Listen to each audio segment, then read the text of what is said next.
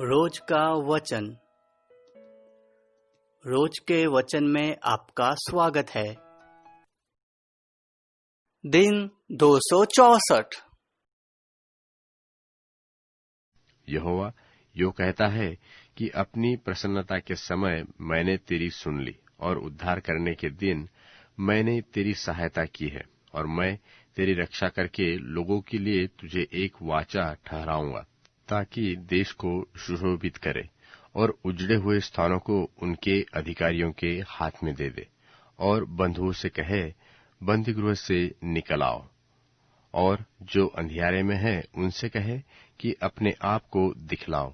वे मार्गों के किनारे किनारे चरने पाएंगे, और सब मुंडे टीलों पर भी उनको चराई मिलेगी। वे न भूखे होंगे न प्यासे, और न लोहू न घाम उन्हें लगेगा, क्योंकि वह जो उन पर दया करता है वही उनका अगुआ होगा, और जल के स्रोतों के पास उन्हें ले चलेगा। और मैं अपने सब पहाड़ों को मार्ग बना दूंगा, और मेरे राजमार्ग ऊंचे किए जाएंगे। देखो, ये तो दूर से आएंगे, और ये उत्तर और पश्चिम से और सिनियों के देश से आएंगे। हे आकाश, जय जयकार कर। हे पृथ्वी, मगन हो। हे पहाड़ों, गला खोलकर जय जयकार करो, क्योंकि यहोवा ने अपनी प्रजा को शांति दी है और अपने दीन लोगों पर दया की है। परंतु सिय्योन ने कहा है कि यहोवा ने मुझे त्याग दिया है, मेरा प्रभु मुझे भूल गया है। क्या कभी ऐसा हो सकता है कि कोई माता अपने दूध पिए बच्चों को भूल जाए और अपने जन्माए हुए लड़के पर दया न करे?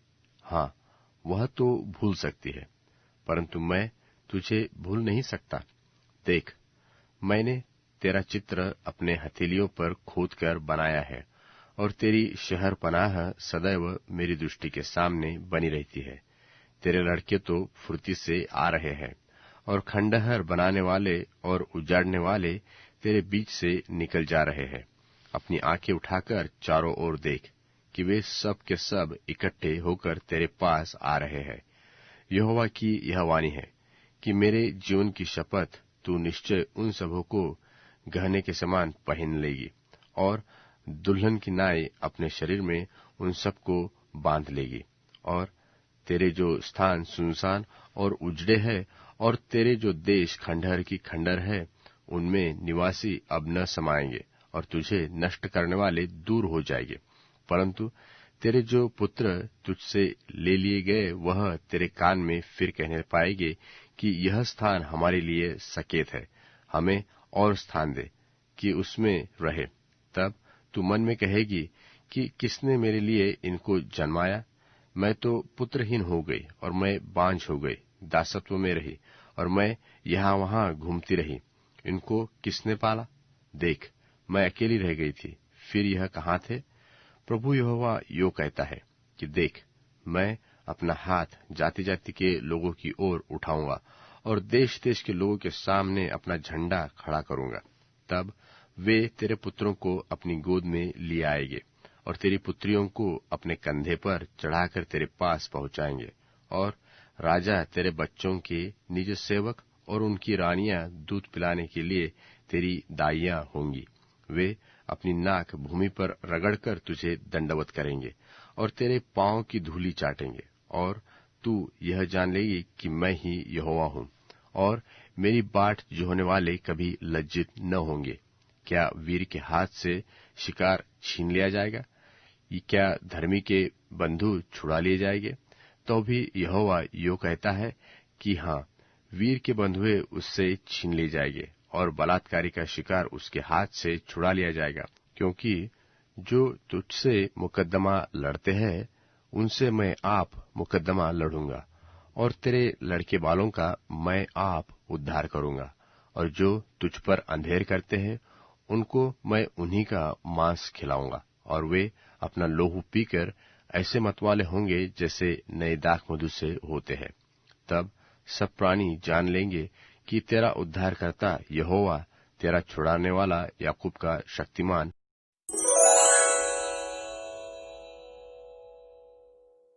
यशायाह भविष्यवक्ता की पुस्तक अध्याय 50। यशायाह भविष्यवक्ता की पुस्तक अध्याय 50। तुम्हारी माता का त्यागपत्र जिससे मैंने उसको छोड़ देने के समय दिया वह कहाँ है, और व्यापारियों में से मैंने किसके हाथ तुम्हें बेचा? यहोवा यो कहता है कि सुनो, तुम अपने अधर्म के कामों के कारण बिक गए, और तुम्हारे ही अपराधों के कारण तुम्हारी माता छोड़ दी गई। इसका क्या कारण है कि जब मैं आया तब कोई न मिला, और जब मैंने पुकारा तब कोई न बोला? क्या मेरा हाथ ऐसा छोटा हो गया है कि छुड़ा नहीं सकता, और क्या मुझमें उद्धार करने की शक्ति नहीं? देखो, मैं तो समुद्र को धमकी से सुखा देता हूँ, और महानदों को जंगल बना देता हूँ। उनकी मछलियां जल बिना मर जाती हैं और बस आती है। मैं तो आकाश को मानो शोक का काला कपड़ा पहनाता और टाट उड़ा देता हूँ। प्रभु यहोवा ने मुझसे शिष्यों की सी जीभ दी है कि मैं थके हुओं को अपने वचन के द्वारा संभाल न जानूं। वह भोर को मुझे जगाता और मेरा कान खोलता है, ताकि मैं शिष्य की रीति सुनूं। प्रभु यहोवा ने मेरा कान खोला है, और मैंने हट न किया, न पीछे हटा। मैंने मारने वालों की ओर अपनी पीठ और गलमूछ नोचने वालों की ओर अपने गाल किए हैं। मैंने अपमानित होने और उसके थूकने से मुंह न छिपाया, क्योंकि प्रभु यहोवा मेरी सहायता करेगा।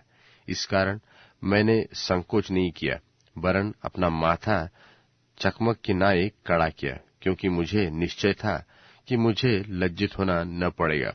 जो मुझे धर्मी ठहराता है वह मेरे निकट है।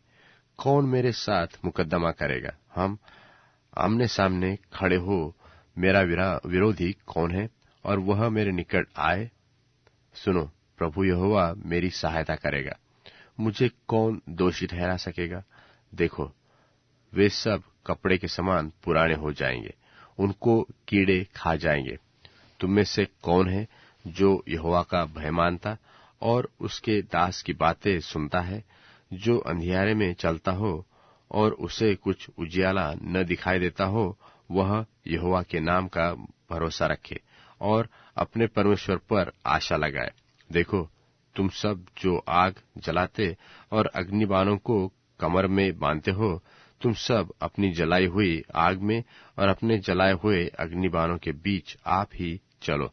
तुम्हारी यह दशा मेरी ही ओर से होगी कि तुम संताप में पड़े रहोगे।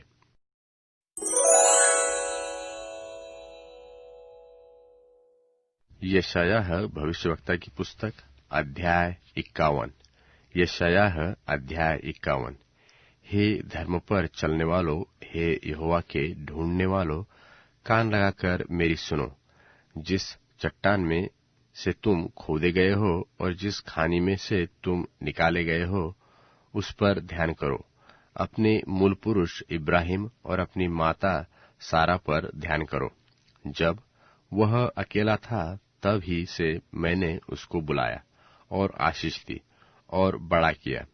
यहोवा ने सिय्योन को शांति दी है, उसने उसके सब खंडहरों को शांति दी है, और वह उसके जंगल को अदन के समान और उसके निर्जल देश को यहोवा की वाटिका के समान बनाएगा।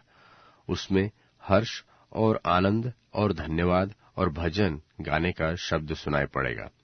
हे मेरी प्रजा के लोगों, मेरी ओर ध्यान धरो। हे मेरे लोगों, कान लगाकर मेरी सुनो।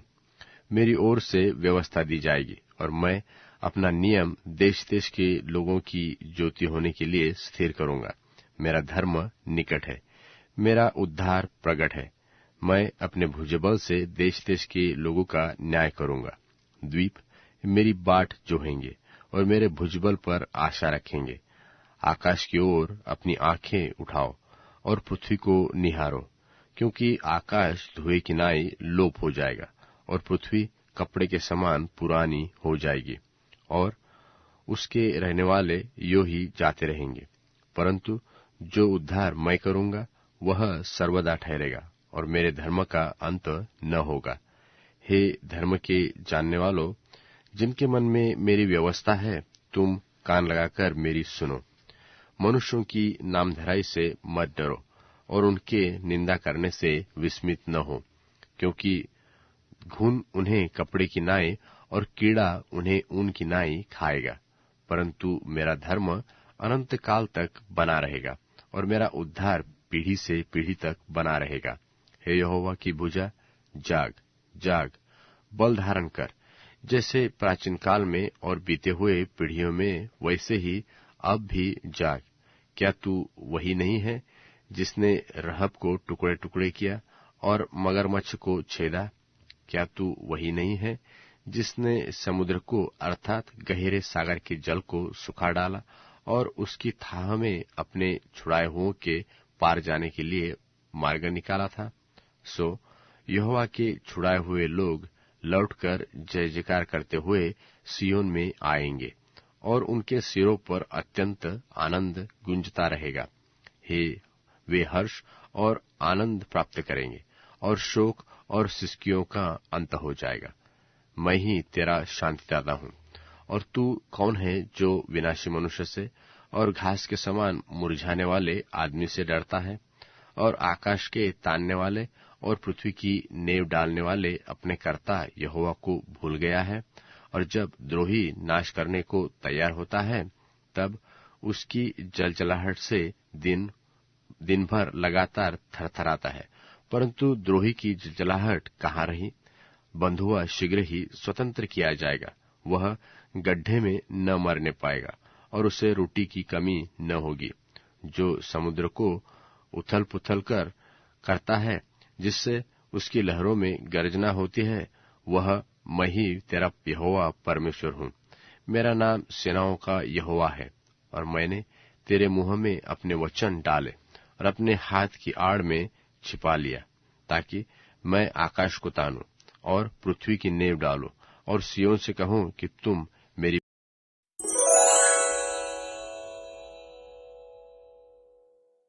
गलातियों अध्याय 6। भाइयों बहनों, कोई भी व्यक्ति पाप में गिर सकता है। तुम आत्मिक लोगों को चाहिए कि तुम भी सतर्क रहो, ताकि पाप में न गिरो। पाप में फंस जाने वाले व्यक्ति को नम्रता से समझाओ। एक दूसरे का बोझ उठाकर मसीह का नियम पूरा करो। यदि कोई व्यक्ति यह सोचे कि वह कुछ है जबकि वह कुछ नहीं है, तो वह स्वयं को धोखा देता है।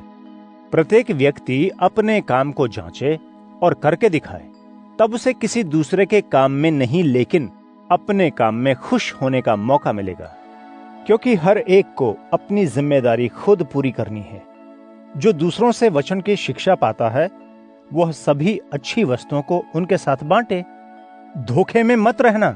परमेश्वर को मजाक में नहीं लिया जा सकता। मनुष्य जो कुछ भी बोता है, वही काटेगा भी। जो अपने मन के अनुसार जिएगा, वह बर्बादी की फसल काटेगा। जो पवित्र आत्मा के मार्गदर्शन में चलेगा, वह पवित्र आत्मा से अनंतकालिक फसल पाएगा। भलाई करने में हम थक न जाएं, क्योंकि यदि हम हिम्मत न हारें तो निश्चित समय पर फसल देखेंगे। इसलिए जब हमें अवसर मिलता है, सबके साथ भला व्यवहार करें, विशेषकर उनके साथ जो विश्वास के घराने के हैं। मैंने अपने हाथों से बड़े बड़े अक्षरों में किस तरह लिखा है, यह देखो। जो लोग खतना करना चाहते हैं, वे मसीह के क्रूस के कारण आने वाले सताव से बचना चाहते हैं। जो लोग खतना करवाते हैं, वे भी नियम शास्त्र का पालन नहीं करते हैं। वे तुम्हारा खतना इसलिए करवाना चाहते हैं ताकि तुम्हारे कारण घमंड कर सकें। लेकिन परमेश्वर करे कि मैं यीशु मसीह के क्रूस को छोड़कर किसी और बात का घमंड न करूं, जिसके कारण मेरे लिए संसार क्रूस पर चढ़ाया जा चुका है और मैं संसार के लिए। इसलिए कि मसीह में न खतना और न खतना रहित का कुछ अर्थ है, किंतु एक नई सृष्टि। उन लोगों को और शांति और अनुग्रह मिले जो इस नियम पर चलते हैं, परमेश्वर के इस्राएल को भी। अब से कोई मुझे परेशान न करे, क्योंकि मैं अपनी देह पर यीशु मसीह के दागों को सहता हूं। भाइयों बहनों, प्रभु यीशु मसीह की असीम कृपा तुम्हारी आत्माओं के साथ हो। ऐसा होता रहे।